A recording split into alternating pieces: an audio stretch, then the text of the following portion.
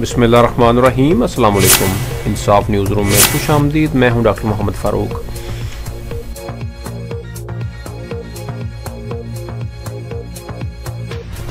एक अहम खबर शामिल करते हैं मंडी बहाउद्दीन से।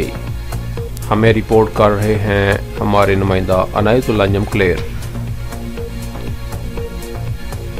खबर शामिल करते हैं मंडी बहाउद्दीन की तहसील मलकवाल से, जहां अवाम की सैर व तफरीह के लिए बनाया गया टीएमए पार्क मुकामी इंतजामिया की गफलत के बायस हस्ता हाली का शिकार है। पार्क में जगह जगह गंदगी के ढेर मौजूद हैं। सफाई का कोई मुनासिब इंतजाम नहीं, ना ही पीने के लिए साफ पानी है, ना ही कोई वाशरूम।